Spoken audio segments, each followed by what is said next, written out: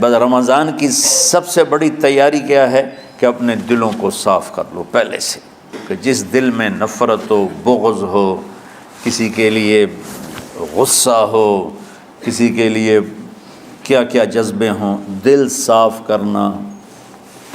ہمارے گھروں میں روزانہ جھاڑو ہوتا ہے، یہاں مدرسے میں روزانہ صفائی ہوتی کہ نہیں ہوتی؟ چونکہ دنیا کی اصل گندگی ہے تو جھاڑو ہاتھ سے نہیں چھوٹ سکتا۔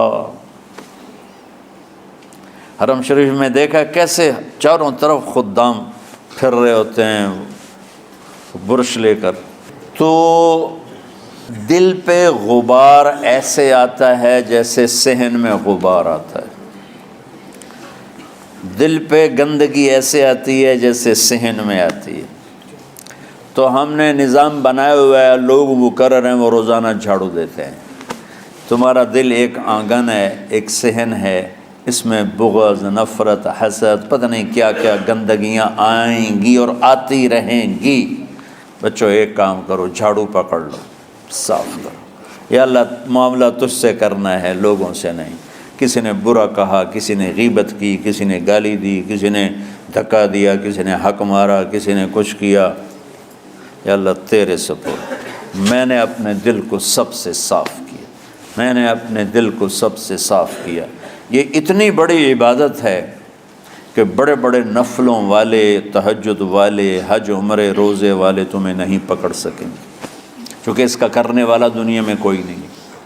نفل پڑھنے والے تو بے شمار ہیں، عمرے کرنے والے بے شمار ہیں، علماء بے شمار ہیں، حاجی بے شمار ہیں، سخاوت کرنے والے بے شمار ہیں، لیکن اس ٹکڑے کو صاف کرنے والا لاکھوں میں ایک بھی نہیں ہے۔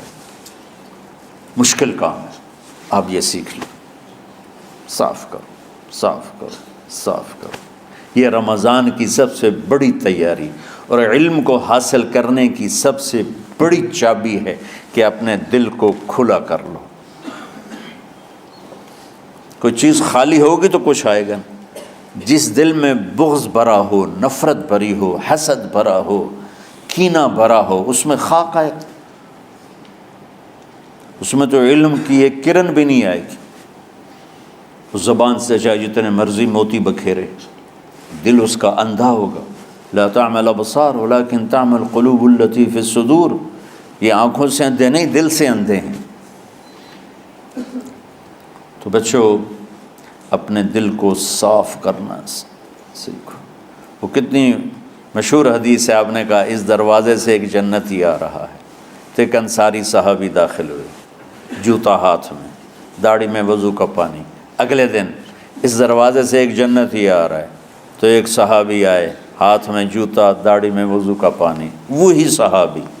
اگلے دن اس دروازے سے ایک جنتی آ رہا ہے، تو وہی صحابی 3 دن جنت کی بشارت لی۔ اس صحابہ کی جماعت میں ایک شخص ہیں جن کا نام ہے عبداللہ بن عمرو بن عاص۔ ان سے بڑا عبادت گزار صحابہ میں کوئی نہیں تھا، نہ سابقین میں نہ متاخرین میں، نہ پہلوں میں نہ بعد والوں میں۔ ان کی عبادت کیا تھی؟ ساری رات جاگنا، سارے دن کا روزہ، اور ایک ختم قرآن صبح سے شام تک۔ اتنی اللہ نے طاقت دی تھی۔ پھر وہ غلوب والی بات آ گئی، ایکسٹریم ہونے والی بات آ گئی۔ ان کی شادی والی رات حجلہ عروسی میں داخل ہو رہے ہیں، دلہن کے کمرے میں داخل ہو رہے ہیں، اور مصلی بچھا کے اللہ اکبر، اور دیر نفل تے نفل، دیر نفل تے نفل۔ تو ان کی بیگم نے دیکھا تو وہ بھی خیر کا زمانہ تھا، انہوں نے بھی وضو کیا اور پیچھے مصلی بچھا کے وہ بھی فجر تک نفل پڑھتے رہے۔ صبح ہوئی تو حضرت عمرو بن عاص رضی اللہ عنہ نے پوچھا، بیٹی رات کیسی گزری؟ کہا جی ماشاءاللہ آپ کے بیٹے تو بڑے عبادت گزار ہیں، ساری رات نفلوں میں ہی گزری۔ تو وہ ان کو شکایت کر دی۔ حضرت عمرو بن عاص کو اتنا غصہ چڑھا، وہ بیٹے کو تو کچھ نہیں کہا، کتنی حکمت کی بات ہے، سیدھے گئے اللہ کے نبی کے پاس، یا رسول اللہ یہ عبداللہ دیکھیں کیسا نادان ہے، اس کی شادی کی ساری رات نفل پڑھتا رہا۔ تو آپ کہتے ہیں ماشاءاللہ ماشاءاللہ کتنی بڑی بات ہے۔ نفلوں میں گزر گئی، رات بھی نفلوں میں گزر گئی۔ تو آپ نے حضرت عبداللہ بن عمر کو بلا کے ڈانٹا کہ تو نے مہینے میں 3 دن روزے رکھنے ہیں، بس اس سے زیادہ نہیں رکھنے، اور ہفتے میں 1 قرآن ختم کرنا ہے۔ کہا یا رسول اللہ میرے اندر طاقت زیادہ ہے۔ پھر اچھا 15 دن روزے رکھنے، کہ نہیں میرے اندر طاقت زیادہ ہے۔ آپ اس کو تھوڑا تھوڑا کر کے گھٹاتے رہے، اور وہ ہر دفعہ نہیں یا رسول اللہ میرے اندر طاقت زیادہ ہے۔ تو آخر میں آپ نے کہا اچھا چلو صوم داؤدی پہ آ جاؤ، 1 دن روزہ رکھو، 1 دن افطار کرو، اور 3 دن سے پہلے قرآن ختم نہیں کرنا۔ تو آپ نے اس کو پیچھے کیا۔ یہ بیٹھے تھے اس محفل میں، ان کے دل میں آیا کیا یہ بزرگ مجھ سے زیادہ عبادت کرتا؟ رات میں ساری جاگتا ہوں، دن روزہ رکھتا ہوں، 1 ختم کرتا ہوں، تو جنت کی بشارت تو مجھے ملنی چاہیے تھی، ان کو کیسے مل رہی؟ یہ کسی کتاب میں نہیں لکھا کہ یہ ان کا جذبہ تھا، لیکن جو کہ میں ان کی سیرت کو جانتا ہوں تو مجھے خیال آتا ہے کہ ان کی نفسیات میں یہ بات آئی ہوگی، چونکہ صرف انہی کو خیال آیا کہ میں جا کے دیکھتا ہوں کہ یہ بزرگ کیا کرتے ہیں۔ تو ان کے پاس پہنچ گئے، چاچا، ذرا وہ ادھیڑ عمر تھے، چاچا وہ میرے ابا تھوڑے ناراض ہیں، تو کچھ دن آپ کے پاس گزار لوں؟ کا بیٹا بسم اللہ آ جاؤ۔ اب رات ہوتے ہی عشاء کی نماز پڑھ کے انہوں نے جلدی سے چادر اوپر لی اور یوں سراغ کر کے ان چاچے کو دیکھنے لگے ایسے کر کہ اب یہ کیا ساری رات سجدہ کرے گا، اور ساری رات روتے روتے روتے روتے مصلی گیلا ہو جائے گا، یا ساری رات رکوع کرے گا، ساری رات قیام کرے گا، ساری رات قرآن پڑھے گا، اس تصور سے یوں دیکھ رہے۔ اور وہ بزرگ صحابی تشریف لائے، سرانے پہ سر رکھا، اللہم بسمک اموت و احیا، ہو گئے۔ اب یہ دیکھ رہے ہیں ابھی اٹھیں گے، ابھی اٹھیں گے، ابھی اٹھیں گے، اٹھے نا، فجر کی اذان پہ اٹھے۔ اب یہ تو حیران پریشان ہو گئے کہ یہ کیا ہو؟ اس زمانے میں تو منافق تہجد نہیں چھوڑتے تھے ڈر کے مارے کہ پتہ نہ چل جائے ہمارے کفر کا، تو یہ چاچا جنت بھی لے گیا تو ستا بھی پیا کہ چلو کل دیکھوں گا۔ اگلی رات پھر چادر سر پہ کر کے اور یوں سوراخ کر کے لیٹے ہوئے اور دیکھ رہے۔ چاچا پھر تشریف لے اور سرانے پہ سر رکھا، اللہم بسمک اموت و احیا، ہو گئے۔ فجر کی اذان پہ اٹھے، یہ اور پریشان ہو گئے کہ میرا نبی کا فرمان تو سچا ہے، اس میں تو شک بھی کفر ہے، لیکن عمل کیا ہے جس پر اس کو جنت کی بشارت ملی؟ 2 رکعت نفل بھی نہیں۔ اور آج کے دور میں تم میں سے ماشاءاللہ اکثر بچے تہجد پڑھتے ہیں کہ 1 رات اور دیکھوں گا، تیسری رات اللہم بسمک اموت و احیا، ہو گئی ساری رات۔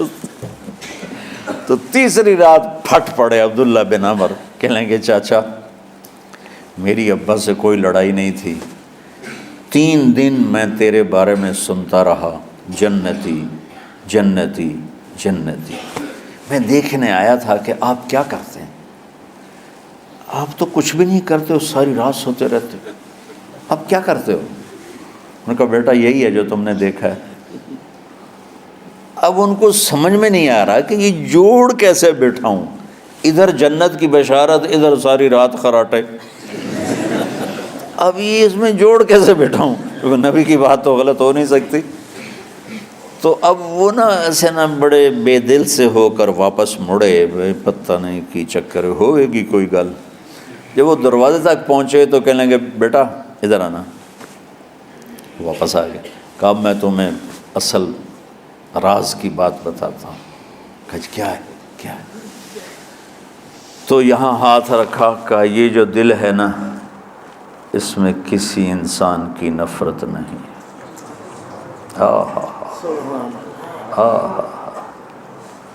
اور جب اللہ کسی کو رزق دیتا ہے، عزت دیتا ہے، مجھے کبھی حسد نہیں ہوا، مجھے خوشی ہوتی۔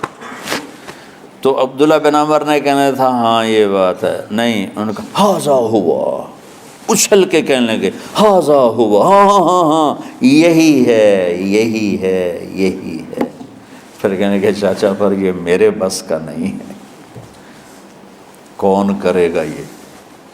اتنے بڑے آدمی ہو کر کہہ رہے ہیں کہ یہ میرے بس کا نہیں۔ تو بچوں، دنیا میں جنتی بننا ہے اور علم اللہ سے لینا ہے تو اسے صاف کر دو، سب کی نفرت سے۔ سب، اس نے مجھے یہ کیوں کہا، اس نے مجھے یوں کیوں دیکھا، اس نے میرے بارے میں یوں کیوں کہا، اس نے میرے بارے میں یہ کیوں لکھا۔ جس کی تعریف ہوتی میری کتنی برائی ہوتی، صرف تعریف تو نہیں ہوتی، بھرا پڑا سوشل میڈیا مجھے گالیاں دیں۔ اللہ کے فضل سے میرے دل میں ایک ذرے کے برابر کبھی کوئی منفی جذبہ نہیں آیا، آئے تو میں دھو کے صاف کر دیتا ہوں، یا اللہ میں نے اپنے دل کو صاف کیا، میرا معاملہ تیرے ساتھ ہے، کسی کے ساتھ نہیں۔ یہی آپ رمضان کی سب سے بڑی تیاری، علم کے حاصل کرنے کا سب سے بڑا ہتھیار آپ کو یہ نہیں ہے کہ تمہیں کتابیں یاد ہو جائیں، تمہیں اشعار یاد ہو جائیں۔ تو ساری امت سے کہتا ہوں رمضان کا استقبال کرو دلوں کو صاف کر کے، نفرتوں کو مٹا کے، مذہبی نفرت، دنیاوی نفرت، رشتوں کی نفرت، بول چال کی نفرت، سیاست کی نفرت، لین دین کی نفرت، ان سب سے اپنے دل کو صاف کرو تاکہ رمضان میں اللہ نے علم اتارا، اللہ تعالیٰ آپ کو علم عطا فرمائے، اور باقی لوگ جو عام دنیا میں زندگی گزار رہے ہیں ان کے دلوں میں اللہ رمضان کا نور اتارے اور ہدایت کا نور اتارے۔ یہ سب سے بڑی تیاری ہے اس کی۔ اور کسی سے گلہ ہے، غصہ ہے، ناراضگی ہے، کسی سے بولتے نہیں ہو، ابھی سے شعبان آ چکا ہے، آپ شعبان سے رمضان کی تیاری شروع فرما دیتے تھے، تو اس کی تیاری کیا ہے؟ وہ دلوں کو صاف کرو، معاف کرو، معافی مانگو، تمہارا قصور نہیں پھر بھی معافی مانگ لو، دلوں کو صاف کرو، اور اللہ سے سخاوت مانگو کہ اللہ کو سخی بھی پسند ہے اور صاف دل والا بھی پسند ہے۔